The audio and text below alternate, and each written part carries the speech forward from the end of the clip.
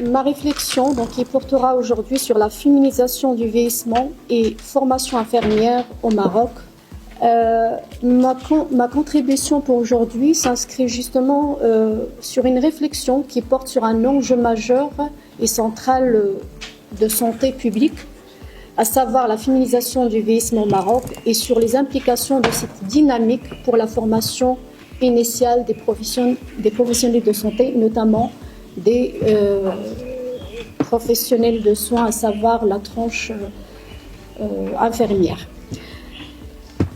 Le Maroc est connu actuellement, comme c'est venu dans la plupart des interventions de ce matin, une transition démographique et sociale très, très importante et surtout caractérisée par le passage d'un modèle de solidarité élargi à des formes, à des configurations beaucoup plus nucléaires.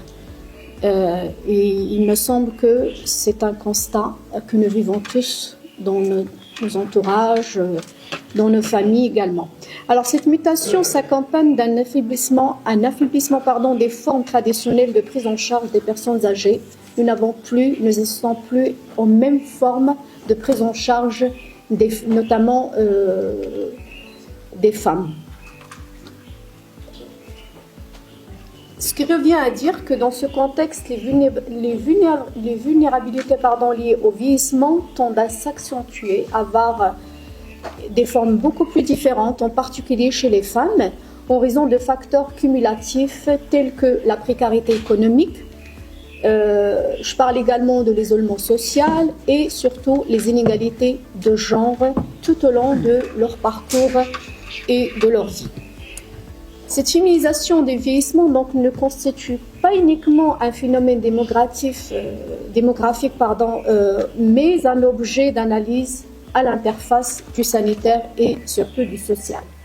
Il interroge les pratiques professionnelles et plus spécifiquement la capacité de nos systèmes de formation à préparer les futurs infirmiers à appréhender ces réalités complexes que nous pouvons qualifier surtout de réalités complexes. Pourquoi avoir pensé à ces thématiques du moment où je fais partie du corps enseignant de cet établissement? Une fois qu'il a été décidé que le laboratoire interdisciplinaire des sciences sociales aura l'occasion de discuter de ces thématiques, donc l'idée m'est venue d'exploiter le fait que nous avons au niveau de l'établissement une option spécifique justement pour ces personnes, que nous appelons gériatrie. Personnellement, la première fois où j'ai appris que nous avons une option, j'ai été agréablement surprise de le savoir. Et également, ça m'avait fait énormément plaisir de savoir que nous commençons à accorder un peu d'importance à ces tranches d'âge. C'est toute une option avec un cycle de formation pendant les 3 ans et qui peut donner suite également à un master spécialisé en gériatrie et par la suite à des études doctorales, puisque les ISPITS, ce que nous appelons les ISPITS, c'est-à-dire les instituts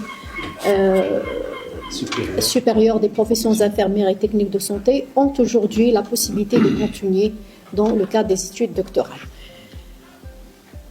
Et c'est justement dans cette perspective que se pose la question suivante. Dans quelle mesure l'intégration des sciences humaines et sociales dans la formation infirmière permet-elle de mieux accompagner les situations de vulnérabilité des femmes âgées? Donc c'est à partir de cette question que ma communication aura un enchaînement et notamment un sens. Alors, la problématique de notre recherche porte donc sur la place des sciences humaines et sociales dans la formation infirmière. Quelle place occupent ces sciences humaines et sociales au cœur de la formation infirmière? Nous sommes appuyés sur une approche interdisciplinaire qui mobilise plusieurs concepts structurants, notamment la trajectoire de vie de ces personnes, le genre et les déterminants sociaux de la santé. Autant de concepts qui permettent d'analyser les situations de vieillissement non seulement sous l'angle biomédical, mais également dans leur dimension sociale, économique et surtout relationnelle. Donc l'hypothèse que nous avançons ici est que l'intégration de ces apports théoriques dans la formation initiale favorise surtout le développement de compétences élargies chez les étudiants infirmiers.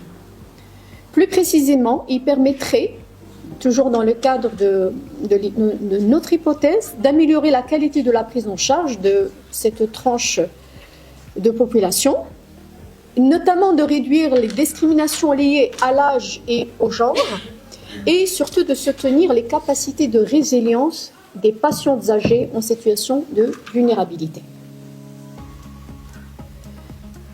Quant à la méthodologie adoptée, afin d'explorer cette problématique, nous avons privilégié surtout une approche qualitative qui repose sur deux axes complémentaires.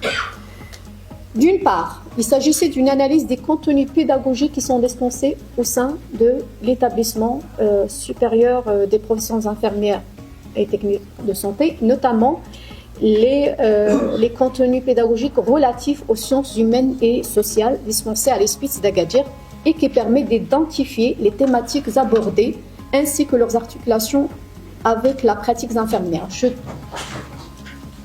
Je souhaiterais préciser une chose, c'est que les sciences humaines et sociales sont enseignées pour la majorité, je dis bien la majorité des options qui figurent au sein de l'établissement. Nous en sommes aujourd'hui à 24 options.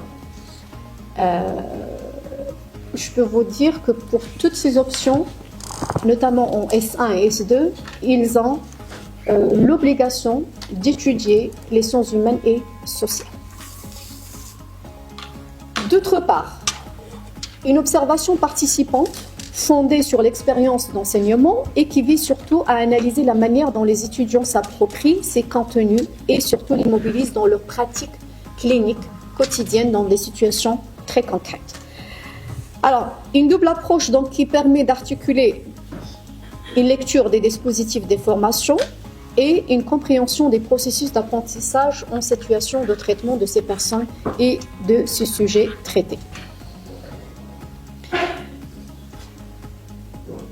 J'avance ensuite vers les résultats et leurs analyses. Les résultats mettent en évidence que l'intégration des sciences humaines et sociales contribue largement à une évolution significative des représentations des étudiants pour les patients. Donc, au fur et à mesure que ces personnes apprennent dans le cadre des sciences humaines et sociales, leur représentation change un petit peu sur cette tranche de population qu'ils auront à traiter dans leur pratique quotidienne, notamment leur pratique clinique. Les résultats tendent également à montrer que les étudiants prennent progressivement conscience que la prise en charge des patientes âgées ne peut plus se limiter à une approche strictement technique. Ils sont convaincus dorénavant qu'il ne s'agit plus d'un traitement des sujets en question uniquement dans leur dimension technique, mais également une dimension sociale auprès de ces patients traités. L'analyse montre également que les étudiants développent une meilleure compréhension des enjeux spécifiques, surtout liés à la féminisation des vieillissements, notamment dans des situations d'isolement, dans des situations de précarité relatives à la plupart de ces cas qui sont reçus notamment dans les organisations sanitaires publiques, relatives à la fragilisation des réseaux de soutien qui se manifestent dans la rareté des structures spécialisées justement dans l'accueil et de la prise en charge de ces personnes, cette tranche de population. Mis à part les maisons de repos, on le sait très bien qu'au Maroc, nous avons une rareté concernant les organisations qui peuvent accueillir et également prendre en charge de manière digne ces personnes âgées, notamment dans leur aspect féminin. Cette formation favorise donc le développement de compétences transversales essentielles telles que l'écoute, l'empathie et la communication, qui demeurent d'ailleurs la base centrale qui respecte la dignité des sujets traités dans la relation soignant-soigné. Ce qui contribue donc à l'émergence d'une posture professionnelle qui intègre une dimension de médiation sociale avant d'être une médiation technique et qui permettent aux futurs infirmiers d'inscrire leurs pratiques dans une approche globale du soin et non pas, comme je viens de le dire, une approche purement technique. Pour ce qui est de la discussion de nos résultats, nous soulignons que la nécessité de repenser la formation aux infirmières dans une perspective beaucoup plus intégrative. Les transformations sociales en cours rendent insuffisante une approche centrée exclusivement sur les compétences purement techniques. L'intégration donc des sciences humaines et sociales apparaît dès lors comme un levier essentiel pour, premièrement, renforcer la qualité des soins, et lui donner une dimension beaucoup plus profonde que celle qui est technique. C'est un levier essentiel pour prévenir des situations d'exclusion sociale à laquelle sont confrontées souvent ces femmes âgées et surtout de promouvoir une prise en charge équitable entre le genre féminin et masculin. Les résultats permettent également d'inscrire l'intervention infirmière dans une logique de compréhension des parcours de vie et des inégalités structurelles, notamment celles liées au genre.